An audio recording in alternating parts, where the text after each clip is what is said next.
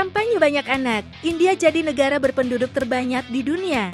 India kini memegang predikat sebagai negara dengan jumlah penduduk terbanyak di dunia, melampaui China dengan populasi mencapai 1,45 miliar jiwa. Namun, di tengah prestasi ini, India menghadapi tantangan baru, angka kelahiran yang terus menurun. Beberapa negara bagian mulai mengalihkan perhatian dari pengendalian populasi ke kampanye mendorong warganya memiliki lebih banyak anak. Dari pengendalian populasi ke kampanye banyak anak, pada masa lalu, India dikenal sebagai pelopor dalam kebijakan keluarga berencana. Sejak tahun 1950-an, negara ini aktif mengendalikan ledakan populasi.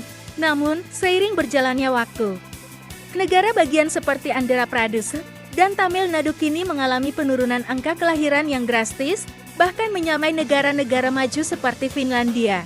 Kepala Menteri Andhra Pradesh, Nara Chandrababu Naidu, menjadi salah satu tokoh yang secara aktif mempromosikan kebijakan pro-kelahiran.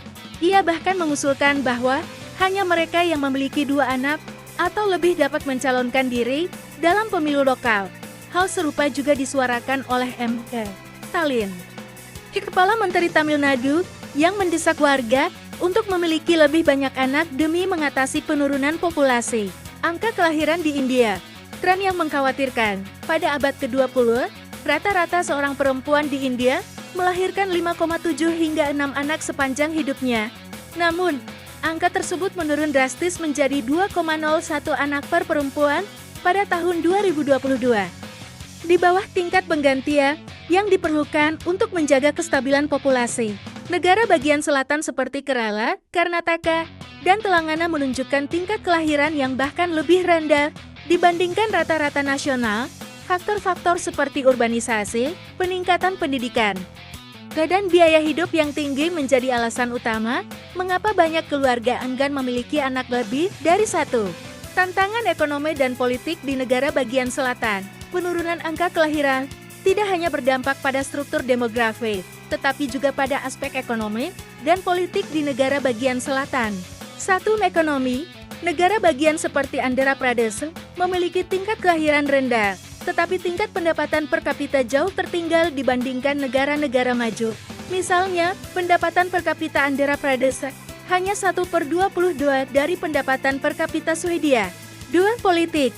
Pertumbuhan populasi yang lebih lambat dibandingkan negara bagian utara menyebabkan berkurangnya pengaruh politik negara bagian selatan. Kursi parlemen dan pendanaan federal di India sangat bergantung pada jumlah populasi, dengan populasi yang lebih kecil.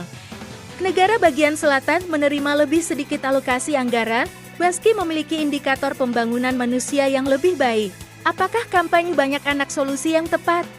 Banyak pakar berpendapat bahwa mendorong peningkatan angka kelahiran bukanlah solusi efektif untuk menghadapi tantangan ini. Srinivas Goli, Profesor Demografi dari Institut Internasional untuk Ilmu Kependudukan, menyatakan bahwa biaya hidup yang tinggi dan tuntutan modern menjadi penghalang utama bagi keluarga untuk memiliki anak lebih banyak. Sebagai alternatif, Goli menyarankan pemerintah untuk fokus pada kesetaraan gender, memberikan akses yang setara kepada perempuan dalam pendidikan dan pekerjaan, kebijakan kerja keluarga, memberikan insentif seperti cuti melahirkan, subsidi anak, dan jam kerja fleksibel.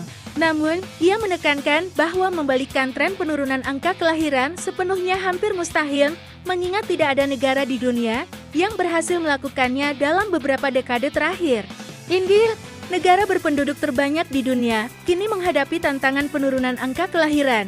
Beberapa negara bagian mendorong kampanye banyak anak untuk mengatasi dampak ekonomi dan politik. Bagaimana solusi yang efektif?